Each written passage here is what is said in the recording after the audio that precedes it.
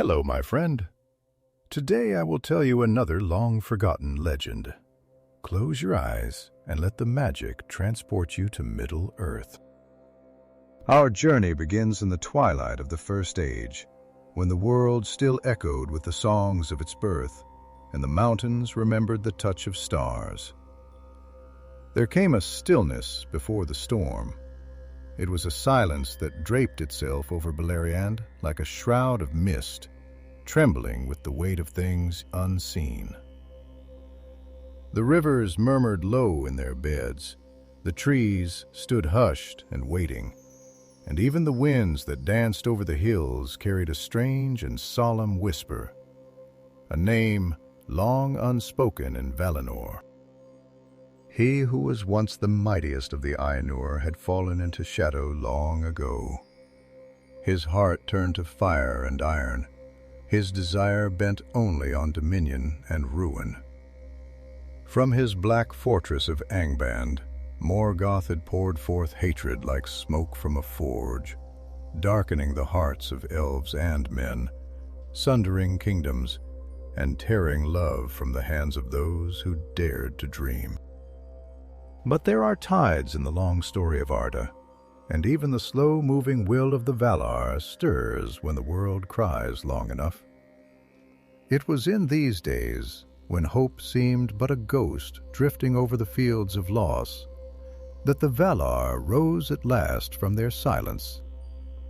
In the golden halls of Aman, Manwë, High King of Arda, looked to the east, his eyes clouded with grief and fire, and with him stood Eonwë, his herald, whose voice had once commanded the stars.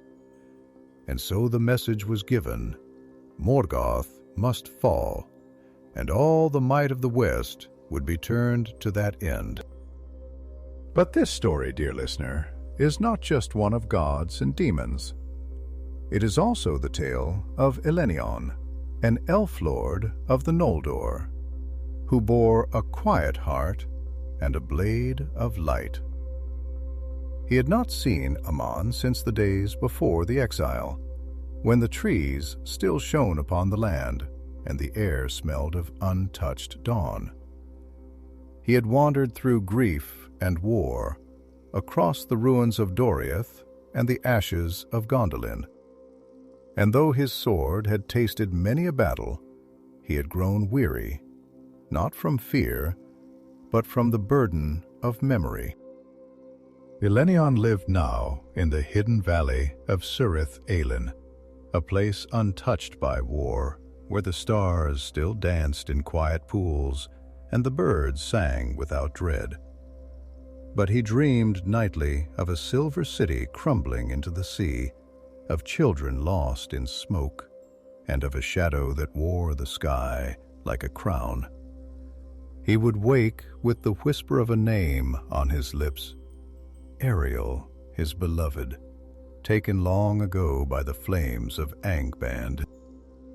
One evening, as the first notes of twilight spread across the valley, Elenon walked alone beneath the willow trees. The light spilled golden through the leaves, and the air was heavy with the scent of earth and rain. He felt a stirring beneath his feet, as though the very ground was drawing breath, and the wind carried to him a voice not heard in an age. "Come forth, flame-bearer," it said. "The hour is upon us." And so he turned, and saw before him a figure robed in silver and crowned in starlight. Eonwë, herald of the Valar. His presence was not loud, not thunderous, but deep and resonant like the echo of a forgotten bell. The very trees bent their branches as he passed, and even the light seemed to move slower around him. "You are called," Eonwë said, "not by kings nor council, but by the will of Arda itself. The war of wrath is begun, and the Valar summon those of heart unbroken." Elenion's hands trembled. He looked to the east where the lands of shadow lay hidden beyond hills and time. "I have no strength left for wrath," he whispered. "Only sorrow remains to me." Eonway's gaze did not falter. "Then come with your sorrow, for sorrow forged into action is a sword none may turn aside." The stars rose higher, one by one, silent witnesses to fate. And Elenon, though the ache in his heart was a wound that would not close, bowed his head and took up his blade once more. Not for glory, not for vengeance, but for memory. That night, a host unlike any seen since the world was young gathered upon the western shores. Elves of Aman, bright as flame, men of forgotten valor, the Maiar in radiant form cloaked in light. And at the head of them all stood Eonway, bearing a banner woven from the sky itself, its stars trembling with a will beyond words. As Elenon approached, he saw among them faces from the elder days, warriors once lost, now called back for this final reckoning. Yet even in that sea of might, there was a hush, for all knew this would not be a battle of armies alone. This would be the unmaking of a god. And so they set sail from the Undying Lands, crossing the great sea beneath a sky heavy with omens. The stars watched, the waves whispered, and the silence between them was filled with the weight of ages. In the distance, across the dark water, Beleriand waited, and so too did Morgoth. The voyage across the sundering seas was not swift, nor was it gentle. The host of the West sailed in vessels not made by mortal hands, ships carved from starlight and moonwood, their sails spun of wind and memory, of the breath of the trees before they withered. The waters that bore them were deep and knowing, moving with a patience older than speech. Beneath their keels, the ocean murmured ancient songs, and at night it gleamed with the glow of submerged constellations, lost stars that had fallen into the sea and chosen never to rise again. Elenon stood often at the prow of his ship, wrapped not in armor, but in a cloak woven of twilight threads, his gaze fixed on the endless horizon that was at once both a promise and a sentence. He did not speak much during those first days of the crossing, for his heart was occupied with reflection, as if every wave that broke against the hull peeled away another layer of himself. Memories surfaced, not in clarity, but as impressions etched in aching color. The silver light in Ariel's eyes before she vanished into flame, the sound of children laughing in Gondolin's courtyards before the towers crumbled, the scent of white lilies blooming beside a stream now lost beneath ash and stone. One evening, as the air turned cool and the stars emerged like tears in the sky, Eonway came to him, his robes untouched by the wind, his presence like the pause between two great notes of a symphony. He did not speak at first. Instead, he stood beside Elenon in silence, allowing the breath of the world to speak for them both. It was only after the moon had risen fully, bathing the sea in silver sorrow, that Eonway's voice broke the stillness, as soft as a lullaby spoken at the end of time.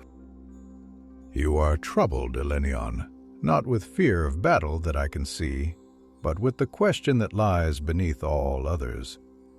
Why fight at all when the world seems already broken?" Elenon did not answer immediately. He felt the wind lift his hair, cool against his brow, as though the sea itself sought to soothe his thoughts. He closed his eyes and let the silence stretch. When he finally spoke, his voice carried the weight of long years, the weariness of one who had buried hope again and again, and found the soil growing hard.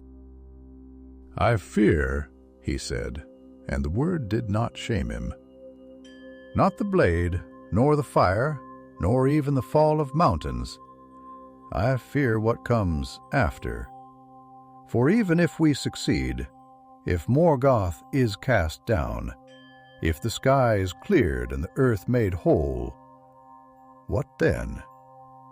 Shall we sing songs of glory while the bones of the lost lie unmarked beneath the sea? Shall we build new towers atop old graves and call that peace? He turned to Eonwe, and his eyes, though weary, burned with a quiet, steady flame. My heart is a book of ruins, each page inked with a name I could not save. I do not fight for victory. I fight because if I do not, then their memories will vanish with me, and the silence will be all that remains. Eonwe's expression did not change, yet there was a deepening in his gaze, like a well drawing upon deeper waters. There is wisdom in sorrow, he said, though sorrow itself is a poor teacher. You are not alone in your doubts. Even among the Ainur we question. But do you not see that silence you fear? That void where memory dies? It is not conquered by might, but by witness. You carry their names. You remember their laughter. In you they live still. And so long as you stand, blade drawn not in rage but in remembrance, you become more than a warrior. You become a vessel for the light that Morgoth could never touch. The sea swelled around them, waves rising and falling with solemn grace, as if the waters themselves bowed in respect to those who spoke with such reverence. Far off, thunder rumbled, not from storm, but from the shifting bones of the world, stirred by the coming of wrath. Elenon sighed, and with it some small burden seemed to lift. He looked once more toward the eastern horizon, where the veil of mist grew thinner each day. "Then let me be a vessel," he said, almost to himself. "Let my sorrow be shaped into light. Let my blade speak the names of the dead, and let this war be the song they never had the chance to sing." The days grew shorter as they sailed farther east, and the sea darkened beneath their hulls. No longer did the waters reflect starlight so readily. They had become heavier, tinged with shadow, as if sensing the nearness of a poisoned shore. Faint shapes could now be seen in the distance, jagged cliffs that clawed at the sky, black clouds that roiled like thoughts unspoken. The coast of Beleriand, once a land of music and forests, now lay half-submerged, shattered by time and torment. When at last they reached the shore, the very earth seemed to groan beneath their feet. The sky was bruised, the land scarred. Trees stood like ghosts, their branches twisted in agony, their roots sunk deep into cursed soil. And upon that broken land the host of the Valar made ready. Eonwe's banner was raised, and its light pierced the clouds, casting long shadows that shivered and fled. Armies assembled, not with the clamor of conquest, but with the stillness of fate made manifest. There were elves of Valinor whose eyes had never known grief until now. There were men whose blood carried the echo of the stars, and there were spirits of fire and song clad in mortal guise, their presence too vast to look upon for long. But among them all, Elenon moved as a quiet flame. He did not shout, nor did he boast. Yet wherever he passed, others stood straighter, as though the sorrow he bore reminded them of what they stood to protect. On the eve of battle, he stood upon a ridge overlooking the plain where the first assault would fall. The wind tugged at his cloak, and the air smelled of iron and ash. He knelt and placed his hand upon the earth, feeling its pulse, slow, pained, but not yet stilled. "You remember," he whispered to the land itself. "You remember laughter, don't you? You remember love. Let that memory shield you, for tomorrow the wrath of the West shall come." And far below, beneath stone and fire, Morgoth stirred. The morning did not rise so much as drift into being, like the slow unfolding of an old memory. A veil of gray light spilling across the land, not warm, not bright, but heavy with portent, as though the sun itself hesitated at the edge of the world, unsure whether to lend its gaze to what was to come. The wind that crept across the plains of Anfoglath carried no bird-song, no laughter, no scent of blossom or green, only the dry, brittle breath of the wasted north, touched faintly by ash and rust, by the long sigh of a world that had endured too many laments. Elenon stood in stillness, his armor silent, unmarred, catching what little light there was in a dull gleam like moonlight on river stones. His hand resting lightly upon the hilt of his blade, as if even the act of gripping it too tightly would confirm the path he had not yet fully embraced.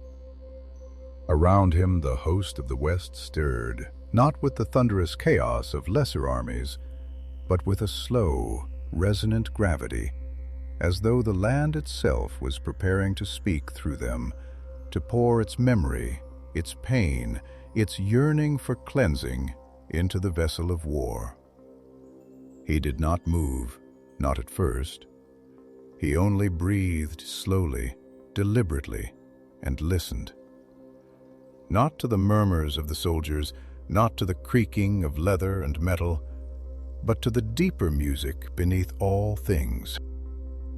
There was always a song, he had once told Ariel long ago, when the world was still full of color and hope, when stars had seemed close enough to touch. "There is a song," he had said to her as they lay in the grasses of Nevrast, the sky above them thick with fireflies, woven into the bones of the earth. A sorrowful tune, yes, but not without beauty. And I think it waits for someone to answer it. He had not known then that she would be taken, nor that his own voice would one day be shaped by the same grief that haunted the land. "Elenon," came a voice, low and soft, but threaded with iron. It was Calemion, his sworn companion, who had followed him through the burning of Dorthonion and the fall of Nargothrond, who had walked beside him when even the stars had seemed to fade.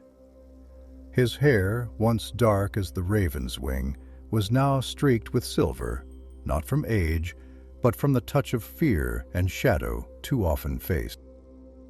"You do not speak. Is the silence your prayer or your burden?" Elenon turned slowly, and when he met his friend's gaze, there was a weight behind his eyes. Not despair, but something older, like the knowledge etched into the bark of trees that have weathered 1,000 storms. "Both," he replied after a long pause, his voice quiet but unwavering. "There are things that cannot be spoken without cheapening them, and things that, when spoken, become real in ways we may not be ready for.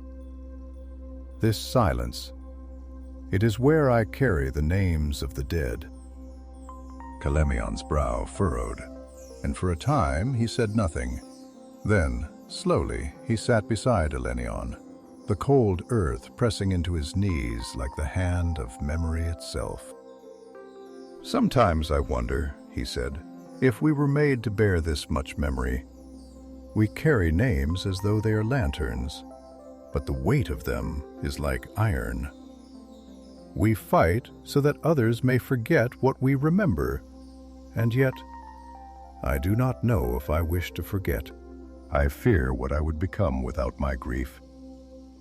Elenon nodded, and a faint breeze lifted a lock of hair from his brow, touching his skin with a chill of something ancient and unseen. "Grief is the price of having loved something the world could not keep," he said, his voice distant, like a dream remembered at the edge of waking. "And if we lose even that, we become hollow, empty blades wielded by the wind."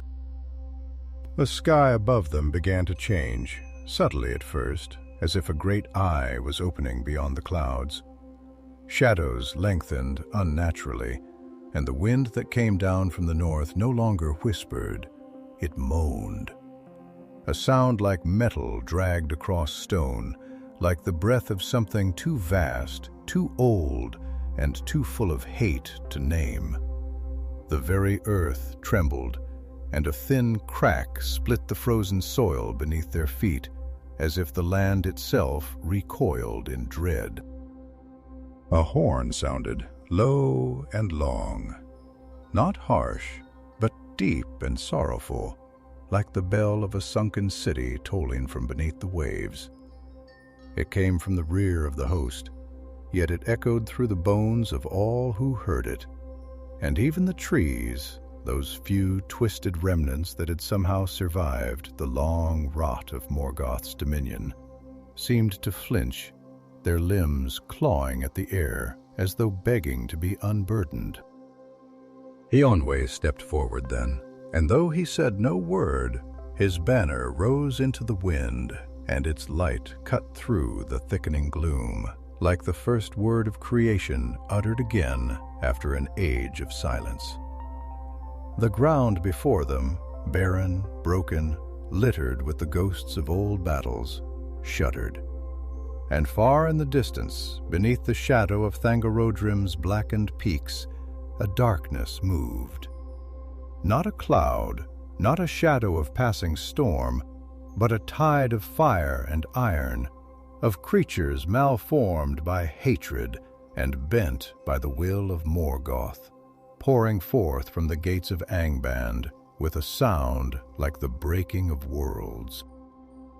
Elenon rose, drawing his sword with the quiet reverence of a priest unveiling a relic, and for a moment he simply stood, the blade reflecting the banner's light, his eyes fixed on the oncoming ruin. His lips moved, not in a war cry, but an invocation. "Ariel," he whispered, "may your memory be my armor, and your laughter the wind that guides my hand." And the earth, though wounded, seemed to stir at his words. And then, as if some ancient breath long held beneath the weight of ages had been loosed, the War of Wrath began. Not with a sudden thunderclap or the clash of metal upon metal, but with the slow, inevitable rising of a tide too vast to be turned, too ancient to be reasoned with, too laden with memory to be stopped. It was as though the world itself, sickened by centuries of silence, had finally begun to scream, not with words, but with storms of flame and light, with the groaning of mountains and the wailing of stone. And in that moment, the earth opened like a wound not fully healed, pouring forth its fury in rivers of smoke and sorrow, in howls that made the wind flinch and the sky tremble. The host of the West moved as a single breath held in the chest of creation, their banners whipping in winds that did not obey the patterns of sky or sea, but moved according to the tremors in the soul of the world. As Elenon ran with the vanguard, his feet barely touching the cracked and ruined ground, he felt not rage, not bloodlust, but a kind of sacred grief that thrummed in the very marrow of his bones, as if every step he took across that desecrated land was a prayer, not for vengeance, but for remembrance. And beneath the sound of blades being drawn and the stamping of hooves and boots, there was that deeper song again, that undercurrent of mourning and memory, as if the earth itself sang through them, urging them not to destroy, but to redeem. At first it was the lesser things that met them. Wargs and trolls, orcs twisted beyond recognition by the ancient malice of their maker.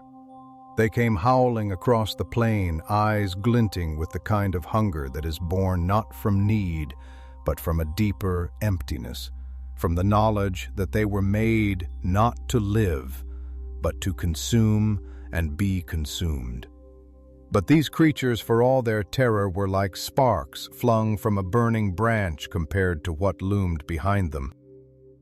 For even as Elenion's blade struck true, singing through the neck of a charging beast, and sending it crashing into the dust with a final cry that echoed like the breaking of glass, he could feel it, a deeper presence, a pressure on the soul, like a great thought half-formed and poisonous, looming behind the eyes of the world.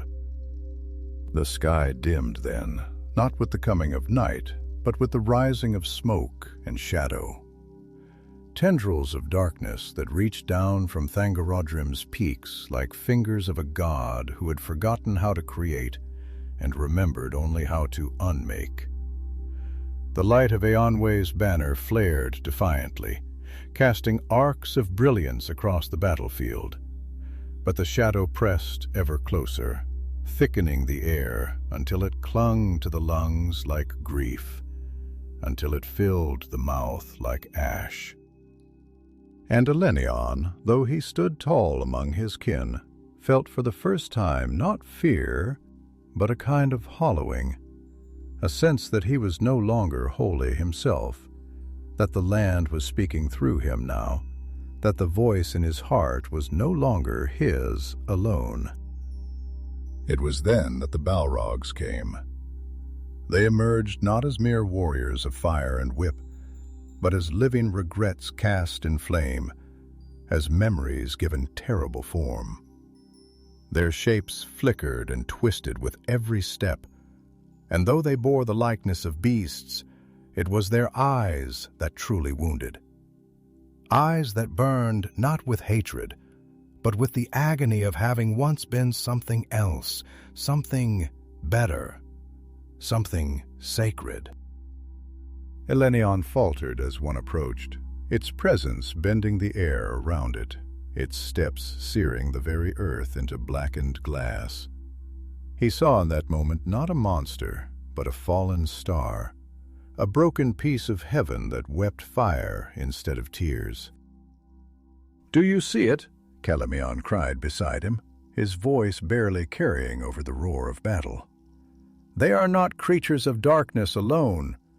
They are what we could become if memory were stripped away, if light itself were chained and twisted and taught only to burn."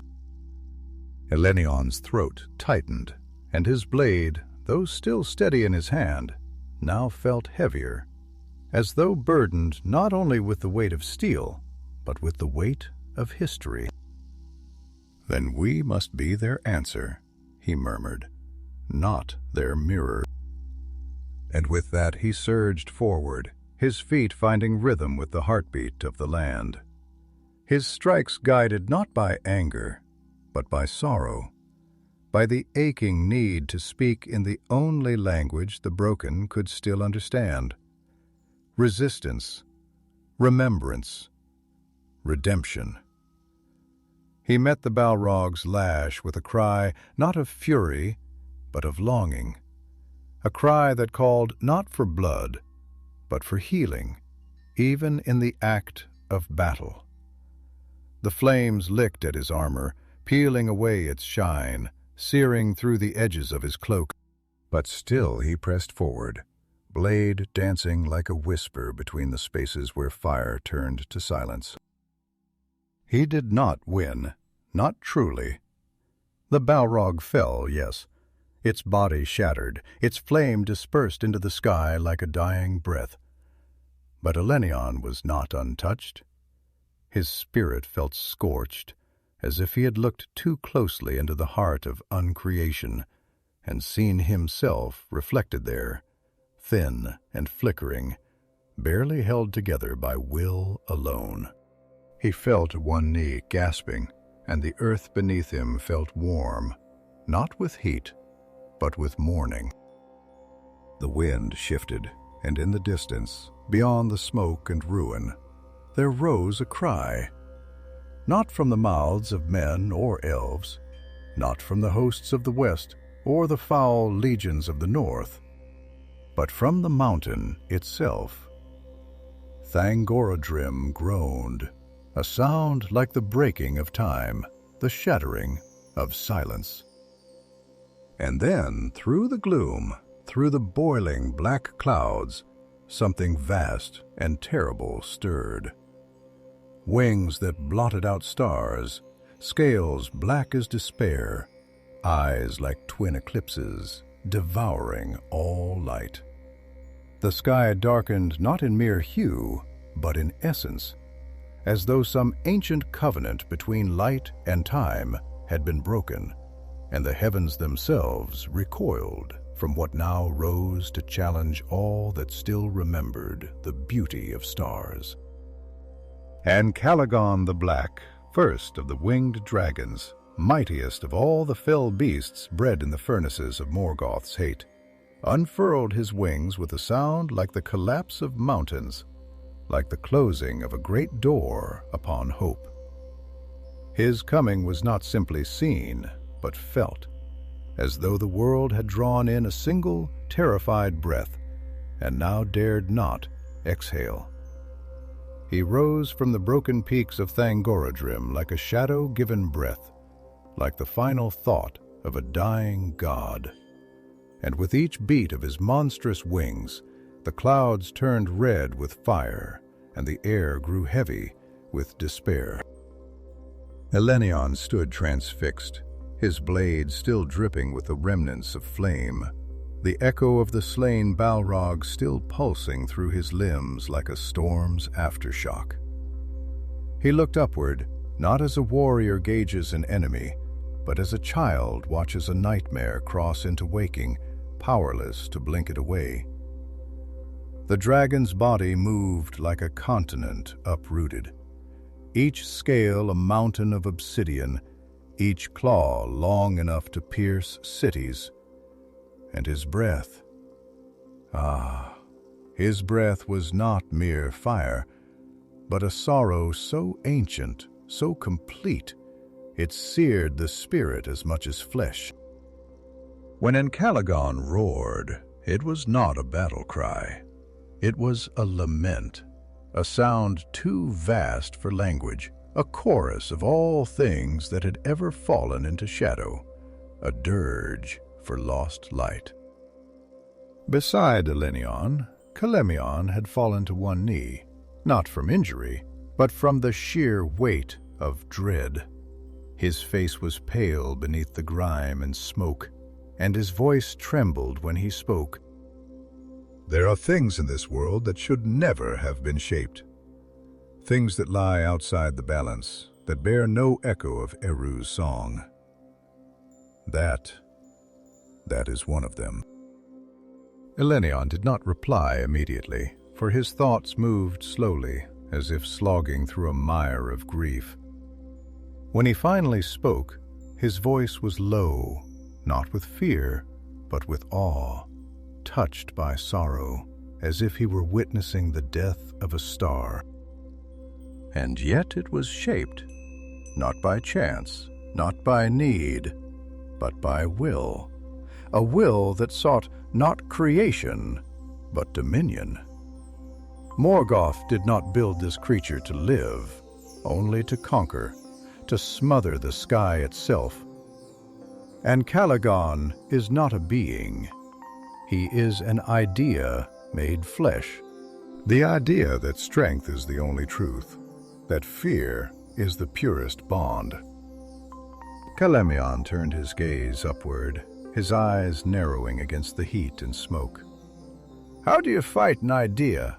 he asked, not in challenge, but in weary philosophy, as though asking the night itself for counsel. "How do you strike against something so vast, so rooted in the bones of the world, that even time bows before it?" Elenon let out a slow breath, the air catching in his lungs like the whisper of dying leaves. "You don't destroy it," he said at last. "Not completely. But you stand before it, even so. You meet its fire with memory, its claws with the names of those you've lost. You let it know that you remember what it seeks to erase. That is the defiance it cannot understand." And even as they spoke, Ancalagon descended, vast wings sweeping across the plains of Anfauglith like veils of unmaking. He did not fly as a bird does, nor even as a beast. He moved as if the sky had been broken, as if gravity had bent itself in service to his will. Lightning split the clouds above him, not with light, but with veins of darkness, and the wind that trailed in his wake tore trees from the earth and sent whole swaths of the battlefield spinning into chaos. The host of the West rallied, not with panic, but with grim resolve. Eonwe raised his hand, and from it leapt a beam of light so pure, so fierce, it carved a path through the smoke like the memory of dawn. Around him the Maiar unfurled their true forms, beings of light and music and purpose, their voices rising in countersong to the dragon's scream, a harmony woven not of domination, but of healing, of remembrance, of all the quiet acts of beauty the world had ever dared to whisper. But even that light trembled in the shadow of Ancalagon, for he was not merely a beast of fire. He was the crown of Morgoth's vengeance, a weapon forged not of steel or spell, but of unrelenting will. As he soared over the battlefield, his breath scorched legions, his wings scattered the lines, and his roar turned courage to silence. Elenon saw warriors he had known for centuries, stalwart captains of the Noldor, hunters of the woods of Osiriand, singers of lost Doriath, cast to the wind like petals in a storm. And yet none fled, none turned away. It was not courage alone that held them, nor duty, nor even the hope of victory. It was memory, the deep, aching truth that if they did not stand here now, beneath the shadow of what should not be, then all that had been good, all that had been sung or made or loved, would be unremembered. And so Elenon, though the skin of his face blistered in the heat, though his knees shook and the smoke clawed at his lungs like a living thing, lifted his sword once more and stepped into the wind. The ground quaked beneath him, and fire rained from the sky. But the stars above did not blink away. They held, faint and distant but unwavering, like the eyes of the forgotten watching from the edges of time. And Elenon, though he knew he was no match for what loomed above, whispered to those stars. "For you," he said, "who lit the path when the sun was lost. For you who sang in the dark. For you who dared to love in a world such as this. I will not kneel." And the wind, though wild and full of ruin, seemed for a moment to hesitate, as though it too remembered. Nightfall did not come gently. It descended not as a curtain drawn with grace, but as a tidal surge of shadow swallowing what light remained in the sky, until even the stars themselves seemed to shrink from the darkness that now reigned. The clouds, no longer mere mist, but molten seams of thunder and fury, churned with a lightless fire, as if the heavens themselves had grown angry and old, weighed down by the burden of too much grief, too many unwept sorrows. The land, ever a mirror to the soul, responded in kind. The fields of Anfauglith, once wind-swept plains where the grass had once whispered in golden tongues, now lay trampled and blackened. The soil broken open like an old wound, spilling not blood, but the silence of things that had forgotten how to grow. The host of the West had scattered, not into disarray, but into a solemn defiance. Formations reknit themselves like the weaving of threads pulled taut across a loom of fire. From the ridges of the north came the cries of the Maiar, voices like starlight cast into sound, singing not of war, but of remembrance, of the light that even Morgoth could not fully unmake. From the east, the banners of men rose, torn and scorched but unbowed, their captains bearing torches against the gloom, not to see, for their eyes had grown accustomed to the dark, but to proclaim that they would not be unseen. And in the center, beneath the trembling shadow of Ancalagon's wings, stood Elenon, his blade still lit by the fading echo of Eonway's flame, his heart a quiet ember wrapped in the long cloth of memory. He stood atop a ridge of broken stone, a ruin, perhaps once a watchtower or a burial mound, but now stripped of name and history, reclaimed by fire and time. And as he looked upon the battlefield, where dragons writhed like living avalanches and Balrogs surged in silence, where light and shadow met not in chaos, but in a terrible holy order, he spoke aloud, not to Calamion, who knelt nearby, tending to a wound that bled both blood and thought, but to the air itself, to the space between things, where words find their truest shape. "This is not a battle," he said softly, his voice barely louder than the wind, which now moved as if through the lungs of the dying. "It is a reckoning." Calamion looked up, the edges of his face lit by the glow of distant fire. He said nothing, but his eyes asked the question his voice could not. Elenon turned to him slowly, his gaze as distant as the stars, though his feet remained fixed to the broken stone. "We speak of good and evil as if they were banners easily carried," he said, "as if the world were a board, and we the pieces upon it. But look around you, my brother, not at the fire, not at the ruin, but at what still remains.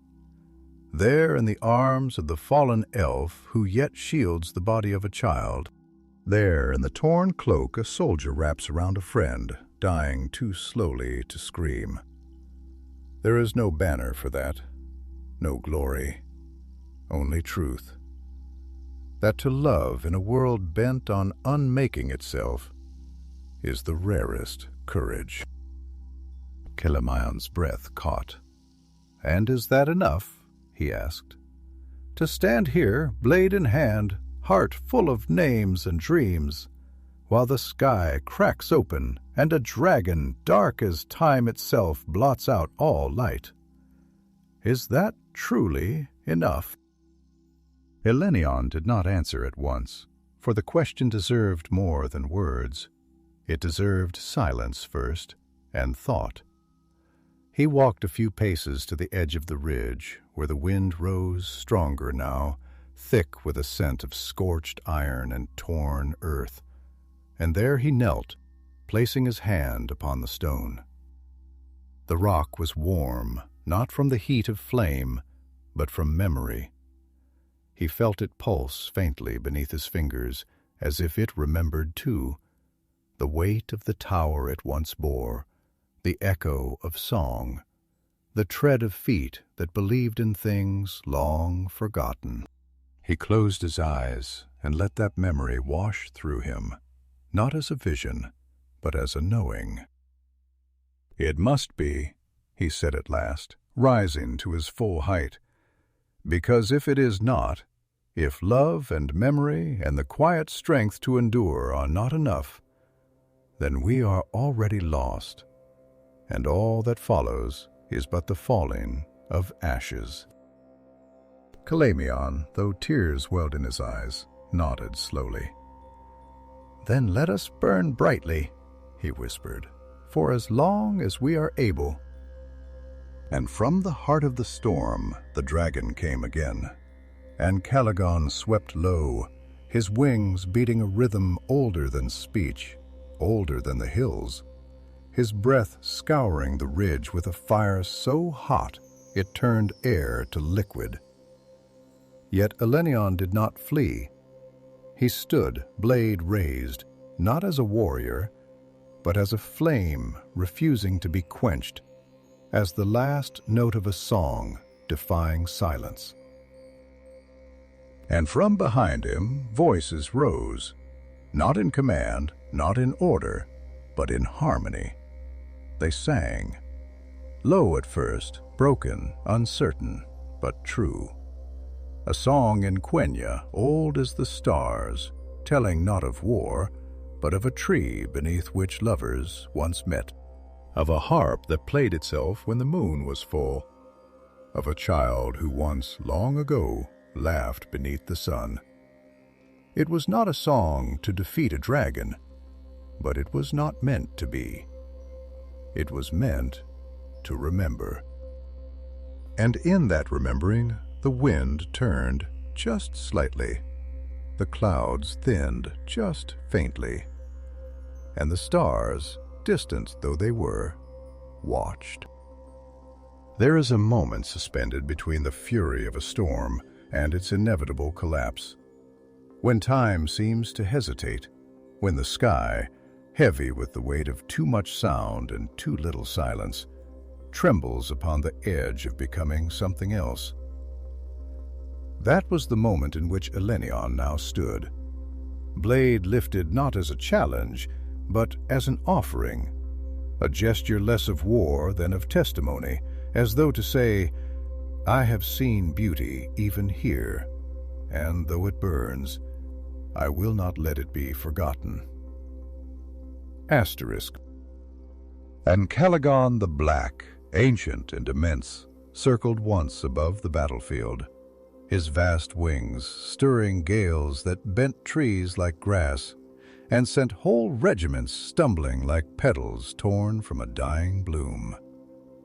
The heat of his presence warped the very light, curling the edges of perception like paper near flame, and the sky above him grew darker still, not with the absence of sun, but with the imposition of a force so absolute, so rooted in the desire to silence rather than to speak, that it seemed to pull the world inward toward itself, collapsing meaning into void. But below him the song had not ceased. The voices of the host rose now, not in unison, but in communion, a harmony not imposed but found, each note a choice, each word a defiance. And their melody, delicate as the fall of leaves, yet stubborn as the roots that grip beneath stone, reached into the storm and held it, not with strength, not with power, but with the quiet authority of memory. They sang not of victories, but of gardens left untended, of rivers that once ran clear and full beneath the moon, of hands held in the last light of a sunset that would never return. And in the singing there was grief, yes, but also a kind of joy that grief cannot erase, a joy born not of circumstance, but of truth, that life had once been and might still be again. Elenon stood at the heart of it all, not as a commander nor a hero, but as a single voice made flesh. And as Ancalagon descended, the force of his coming drawing the very air into a vortex of heat and shadow, Elenon turned inward, not to escape, but to remember. He remembered Ariel, her eyes like the light of Telperion reflected in a bowl of still water, her laughter echoing through the marble halls of Vinyamar, her touch like a promise spoken too softly to last. He remembered the moment she died, not with clarity, but with weight, a memory that had no shape, but whose presence had shaped everything. And he spoke aloud, though the wind stole most of his words. "I never believed that death was the end," he murmured, his voice raw with the tenderness of wounds that never healed. "But I feared so often, so deeply, that memory might be, that the forgetting would be the greater loss, that the world would go on but leave behind what mattered." The wind seemed to pause just briefly, as if even it was listening. "So I stand," he said, louder now, steadier. "Not to win, not to survive, but to remember aloud, to give form to what was lost, to say with every breath that we were here, that we loved, that we tried." And as Ancalagon struck, his wings folding into a dive so fast and brutal it tore the clouds into spirals and sent fire hurtling down like the tears of a wrathful god, the world seemed to break. The mountain crumbled first. Thangorodrim, which had stood since the days of the great lamps, shuddered like a colossus whose spine had cracked. Stones split with a groan that echoed across the sea, and the sky above it filled with dust and flame.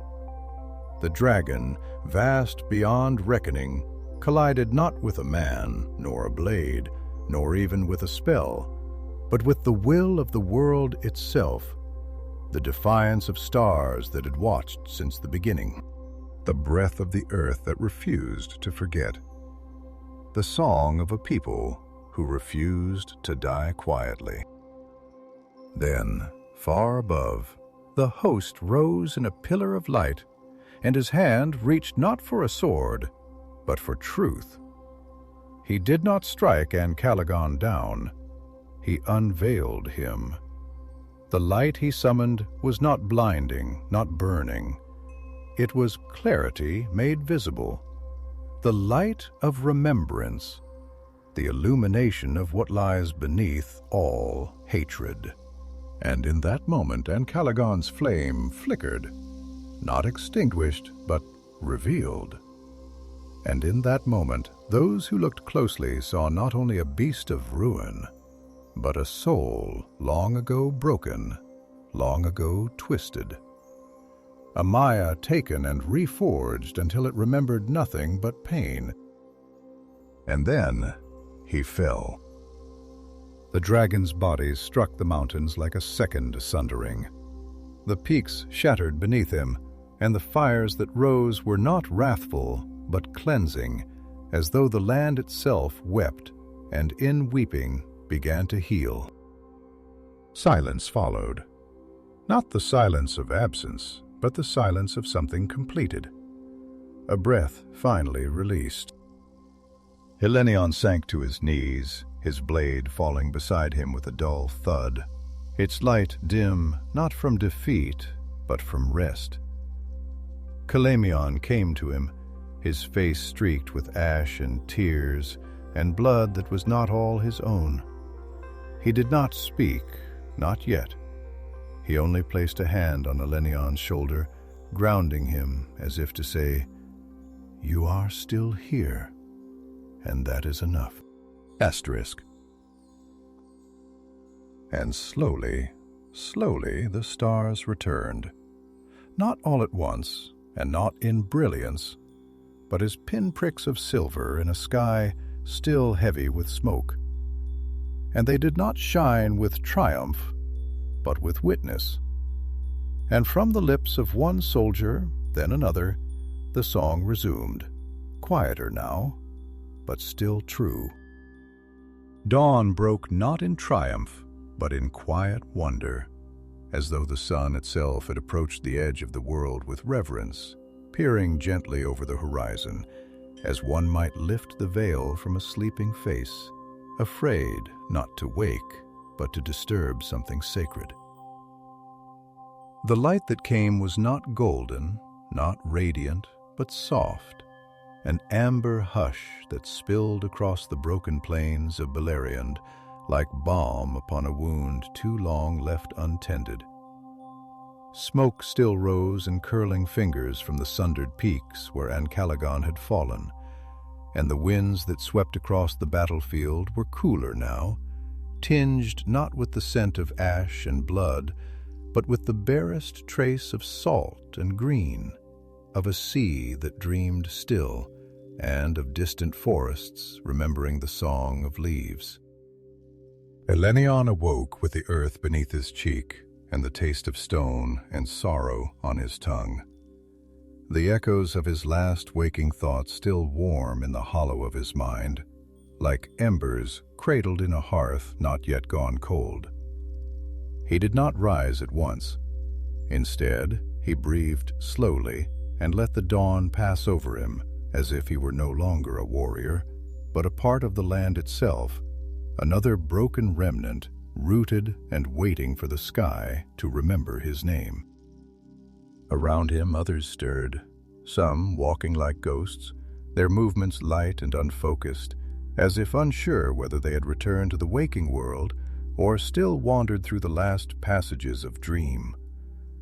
Others wept without voice, their tears carving clean lines through ash-darkened faces, and a few stood silently, their swords sheathed, not in victory, but in stillness. It was Calemion who came to him once more, his steps slower now, as though the night had laid upon his shoulders a weight not of armor or exhaustion, but of accumulated years, a deep, invisible sediment of memory and mourning that time would never wholly lift. He did not speak at first. He only knelt, his fingers tracing the line of a cracked root that curled up from the broken stone, marveling softly at how, even here, life sought a way to whisper its insistence. Elenon turned his face slightly, his voice rough as gravel smoothed by rain. "Is it over?" he asked. Not as one seeks information, but as one who hopes for permission to release a breath he has held too long. Calemion nodded, his eyes never leaving the earth. "The mountain has fallen. The dragon lies still. Eonwe walks among the wounded, and even the Maiar have quieted. Morgoth has not yet been seen, but his power has broken. Or perhaps it has retreated, like frost that hides in the cracks until summer's full song." Elenon was silent for a long while, the wind brushing past him like a familiar voice just out of reach. And when he spoke again, it was with a kind of wonder, fragile and sharp as a child's first question. "Then, what are we now that wrath is finished?" Calemion's brow furrowed, not in confusion, but in the effort of unfolding the layers of thought his friend's question had awakened. He drew his knees up and rested his chin upon them, his voice low and deliberate, like a story told beside a long burning fire. "That is the question, isn't it? We were blades in the hand of justice. We were memory sharpened into defiance. We bore names like shields and grief like fire. But now the battle is quiet, and the world does not know what to call us." Elenon nodded, closing his eyes against the first rays of sunlight that dared now to touch the horizon. "Do you ever wonder," he said softly, "if we have become too shaped by loss to recognize peace? If we have clung so tightly to the names of the dead that we no longer know how to speak the names of the living?" Kalemion looked at him then, and in his eyes there was no answer, only understanding. "Yes," he said, "I wonder it every time I look at the stars and see not beauty, but the echo of those who no longer stand beneath them." They sat there in silence. Two warriors who were no longer called to war. Two voices who had once shouted into the wind and now barely dared to whisper, as if fearing the wind might no longer answer. Around them the battlefield had changed, not erased, not healed, but softened. The fires had died down, the ground no longer quaked with fury, and the air, though heavy with the aftertaste of ruin, now moved with a gentleness that spoke of the world's first uncertain steps toward healing. The bodies of the fallen had not yet been gathered, but already flowers had begun to bloom, tiny, fragile things pushing through cracks in the stone, bright with colors that seemed too innocent for a place such as this. Elenon saw one, pale blue, trembling in the breeze, and reached out a hand toward it, not to pluck, but to feel. His fingers hovered just above its petals, and for a moment he imagined that the flower knew him, remembered him as the land did, recognized him not as a destroyer, but as one who had tried, however imperfectly, to protect what was small and good.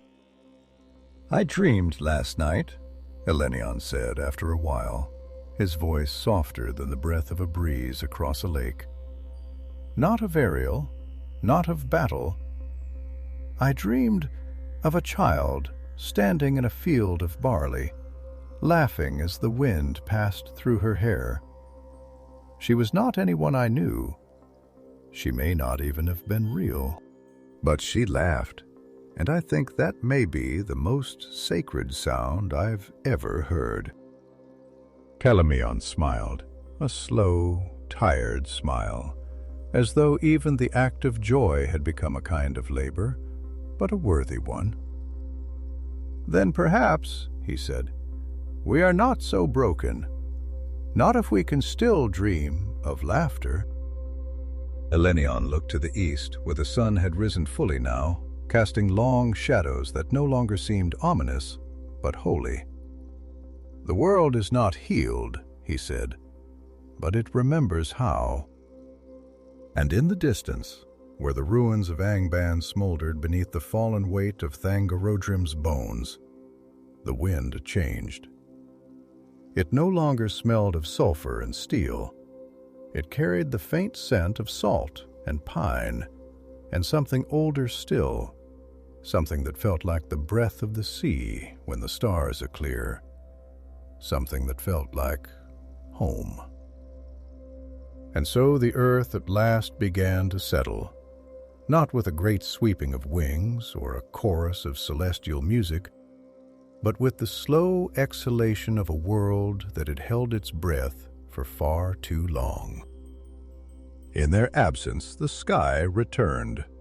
Not in their absence, the sky returned. Not entirely blue, not yet, but hued with the tentative silver of healing, a softness that seemed to ask for permission before casting light upon a land not yet ready to be beautiful again. The wind no longer screamed or burned. It wandered, aimless, thoughtful, bearing the scent of damp soil and distant seas, of things buried but not gone, things broken but still breathing. The plain of Anfauglith, long scarred by the tread of dark hosts and the fire of dragon flight, bore the signs of something almost sacramental. Scorched ridges now held pools of still water where once there was only dust. And these new lakes reflected the skies above with such clarity that it seemed the stars themselves had come down to rest within the wounds of the world. Trees, shattered and stripped bare, had not yet died, and their roots stretched cautiously beneath the blackened crust of the earth, seeking memory in the soil, whispering songs only the deep places could hear. And among them walked the victors, if such a word could still be used, slowly, reverently, as if treading through a dream that had not yet decided whether to end in hope or sorrow. Elenon walked without armor now.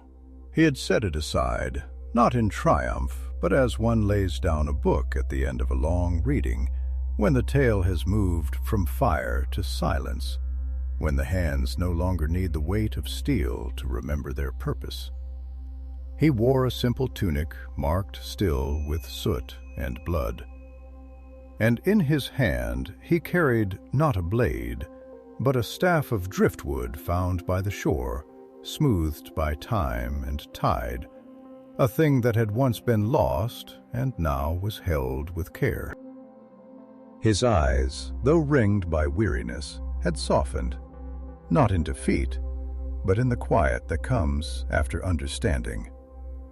For though the war was ended, the grief remained. And grief, he had learned, was not a wound to be healed, but a presence to be honored, a companion that would walk with him into whatever came next.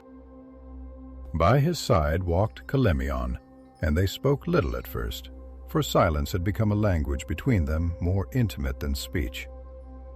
But as they crested a low hill where the grass had begun impossibly to green again, Elenon paused, and his gaze turned not to the horizon, but to the hollow between two stones where a single flower had bloomed.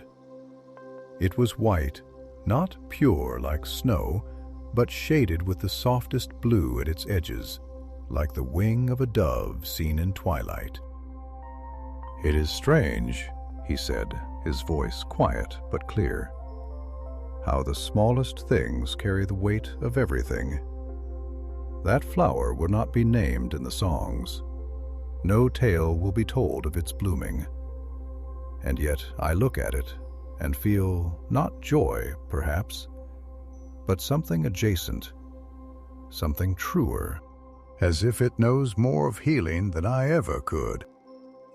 Calemion sat beside him, his hands clasped loosely in his lap, his eyes scanning the horizon where the mountains of the west shimmered faintly like memories made manifest.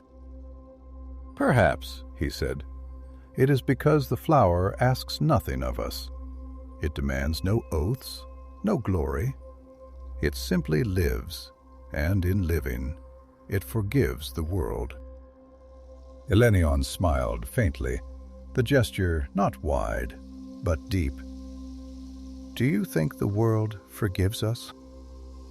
Calemion took a long breath before answering, as if the question required him to feel the answer in his bones before daring to speak it aloud. "I think," he said, "that the world remembers, and remembrance is the first form of forgiveness. It does not forget the wounds we gave it, but it allows us still to walk upon it, to see beauty rise from the ashes we left behind. Perhaps that is the world's way of telling us, you are not cast out, you are not finished. There is more to be done." Elenon looked to the west then, to where the sea glittered like a mirror fractured into 1,000 pieces of light, and he thought of Valinor, not as a place, but as an idea, a longing folded into the soul like a song whose chorus one has forgotten, but still hums, hoping the notes will return. Eonwe had summoned many to return, to board the ships and pass into peace, into the lands where sorrow did not walk, where the light was never tired, never dimmed. But Elenon knew in that stillness that his place was here, not because he feared peace, nor because he loved the pain of memory, but because he felt in the trembling earth beneath his feet and in the breath of the flower between the stones that this wounded world had need of those who remembered both the fire and the garden. That healing was not an act of distance, but of presence. That to remain was to serve not glory, but growth. "I will not go," he said at last, and his voice was no louder than the wind, but it carried all the weight of his years, all the names he bore within him, all the stories etched into his hands. "Not because I love the ruin, but because I have seen what may rise from it." Calamion said nothing at first. Then he reached into the pouch at his side and pulled forth a seed, small, dark, unremarkable, and pressed it into Elenion's palm. "Then plant this," he said. "Let it grow, and teach the wind a new song." And so they began, not again, but anew.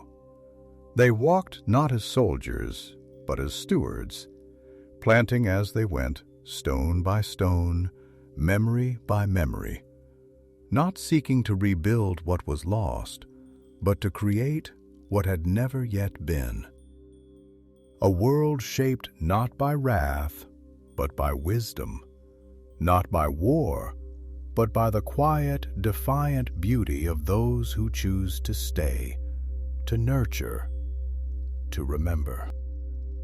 And far above them the stars turned, not in judgment, but in blessing.